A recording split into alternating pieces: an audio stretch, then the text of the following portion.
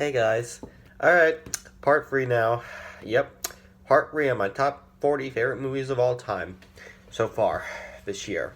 So, this time I'll talk about my favorite movies of all time from number 20 all the way to number 11. And then part 4 will come out soon, and you'll see my all time favorite top 10 movies from at least this year so far. Just act like this is a new thing, okay? Like I said before, I like to update this list every year. So next year, I'll make another favorite movies of all time list, top 40 or higher or lower. And it'll be ranked kind of differently, not much, but just accept what I got, okay? I like to do this, it's fun. So without further ado, let's look at my part 3 of my 40 favorite movies of all time from number 20 to number 11. Number 20 is Rocky. Hey, look at this, it's a classic. Rocky is a movie that is meant to be something that most audiences consider to be a 70s iconic classic. It's Oscar winning, it's box office worthy, and I can certainly see why. The movie tells a great drama story as well as a great boxing story. I like those kind of movies that take their story about a sport and give us a bunch of drama to include with it as well. Because this movie is, of course, about a boxing champion. The whole movie mostly also focuses on the romance between Rocky and Adrian. I love how they focus on the romance, not just the boxing. It makes for a great story. And it made for a great ending, too. Like, the ending really had me going. I loved it. I loved how much this movie had going for it. Maybe be boring if you were younger, but for someone like me who watched it in an old age, thankfully, I can certainly enjoy what they gave us. They gave us such a nice, put-together masterpiece that honestly was going pretty well. It got a sequel, Rocky 2. It was okay, I guess. How good job, I don't know. Then there was Rocky 3. I actually liked Rocky 3 better than Rocky 2. It wasn't better than this one, but it still was fun. The baddest was when Rocky 4 came out. I did not like Rocky 4. It was really not that my type of tea. Rocky 5 didn't make things better, but then they gave us Rocky Balboa, which perfectly helped continue the story. And then there were the Creed movies. All these are all fabulously done. It's just the original Rocky is what gave us the right kind of enjoyment. Number 19 is Stand By Me. Hey, this is nice, isn't it? Based on a book also from the author Stephen King, Stand By Me is a movie that kind of represents some really great ideas to the 80s kids. You know those kind of movies that tell a tale about kids sneaking out of their house, going on crazy adventures, let's say like The Goonies, for example. Well, Stand By Me is my favorite kind of film that can do something like that. Just from the way this movie is. It's a story about 4 kids who are going on an adventure in a quest that involves a dead body and everything. This was a great type of movie. It kept us some great messages and some greatly put together story structure. Stand By Me definitely is a great 80s film, and I think it's one of the best the 80s has to offer. But there's a lot more 80s movies coming up on this list that could be better. It's just Stand By Me has the right kind of thing for this 80s period, and nowadays I bet the movie probably wouldn't be what it really is. Number 18 is Raiders of the Lost Ark.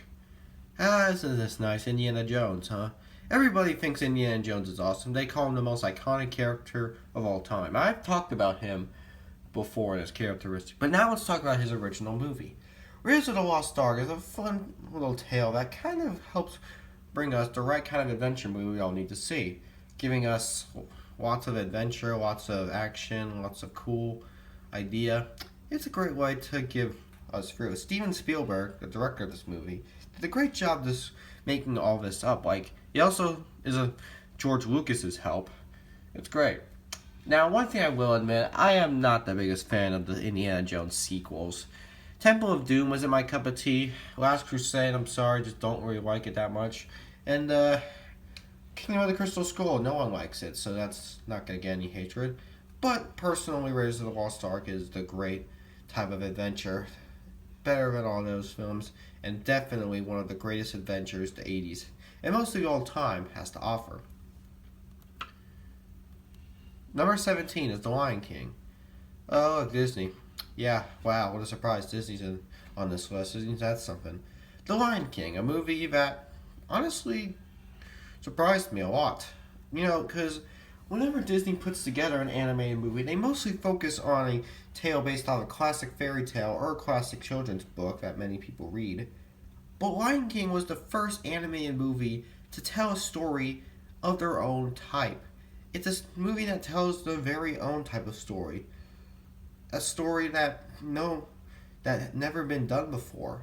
And Disney is just really powerful for doing something like that. Giving us a story made up and all put together with such great drama, it keeps up with, it helps succeed with all the other classic Disney movies out there. It's just, damn, this movie really knows what they're pulling off. They offer a lot to their story. Now, when I first saw this movie as a kid, I can't tell you how much I loved it. It's a childhood favorite of mine. Now, what about the 2019 remake? Now, most people call that remake garbage and stupid. I guess I will admit I didn't want to see the remake. I'm kind of mad they made it. But I actually didn't think it was that bad. Sure, yeah, of course, like I said before, it did not need to be made. Didn't want it to exist. But since it did, gotta say something about it. And I can simply say it was fine. But when it comes to a classic like this, what good will that movie give to the greatness that this movie has? Look, another Disney movie. Inside Out. It's Pixar. Again, okay. Yeah, everyone's been bugging about this movie being Pixar's most creative tale, and yeah, I can definitely see why. Some people call it Pixar's best work. Okay. Well, I guess Pixar does have a good heart for this movie because it does kind of keep it up. Yeah, I remember when I first saw this movie in theaters, it honestly blew me. I honestly wasn't expecting it to be that good. I was expecting it to be kind of on the bland side. I was expecting it to be boring and kind of tasteless and kind of childish. I was wrong, okay? This movie is everything but childish and boring. It's like the greatest. For those who are just saying, what do you have this movie? This movie's for babies, dude. Hell no, it's not for babies. It's for everyone. Watch the movie, you'll see how great this movie can be for adults as well. It kind of has the right kind of taste of everything Pixar was able to pull off. It's able to add great humor, great drama, great animation. It's just everything Pixar's great at. It rolled into one. Is it the best Pixar movie of all time? And we'll see. Let's just see what our Pixar movies are coming up on this list. Number 15 is 2001, A Space Odyssey. Hey, it's Stanley Kubrick movie. Alright, Stanley Kubrick. What are you giving us? You're giving us A Space Odyssey, right? A movie about space in future of 2001. I mean, they tried to predict 2001 by saying it's gonna have big space telling tales like this, with ships going through space, taking on so many craziness. Well, that's not what 2001 is. 2001 is a crazy year though, because we all know that one thing that happened that year. But besides that, they did a good job predicting what they could see. I talked about how great 2001: A Space Odyssey is in my best movies of the 60s. So you all know how much I enjoy this type of movie. It really gives us the perfect tale that most other 60s movies never did. This movie changed cinema, I'm telling you. This movie was the reason all these newer action sci-fi movies are really cool. Space Odyssey is what gave us these fabulous films. Some people may not believe it, but for me, this movie did it all. We didn't have this movie, we probably wouldn't have those awesome sci-fi movies be that awesome. They'd probably just be dumb. But since 2001: A Space Odyssey exists, they are more than dumb. Number 14 is Titanic. This is another one of those films that it was a huge box office success and huge Oscar-winning success, yet audiences have no good to say about it nowadays.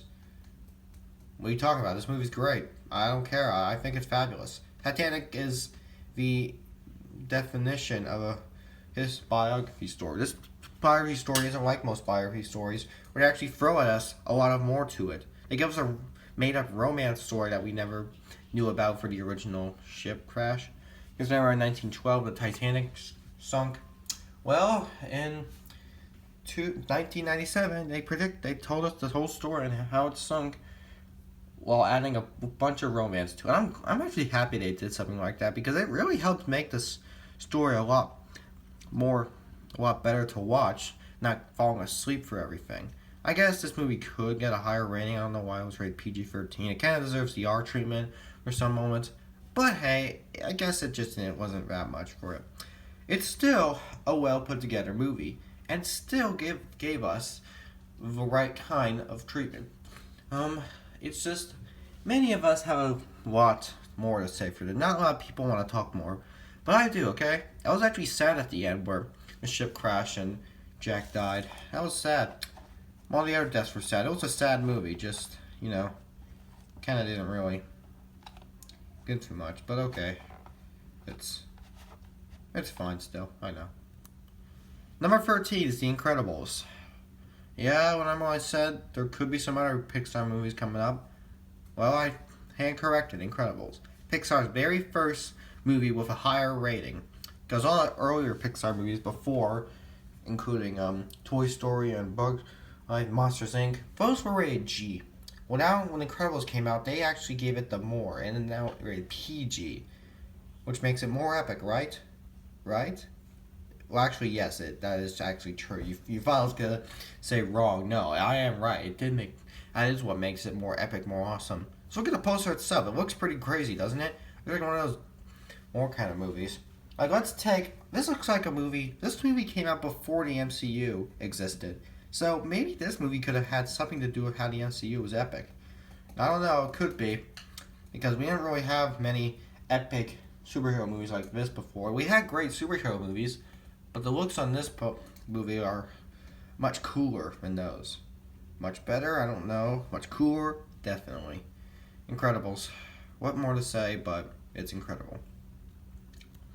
Number 12 is Ready Player One. Alright, now let me say something right now. A lot of people out there are probably not going to like my opinion. Many people saw this movie and hated it. This movie got hatred. This movie got dislikes. This movie was considered one of the most disappointing movies of 2018. Let me tell you something. That's not my thing. I love this movie great. I love this movie also. This is how much I love this movie. It's just, I think it's creative. I don't really like the kind of people, okay? You can just respect my opinion, okay? Look, I will admit, I don't know why I say it's better than all those other films, but let me tell you something.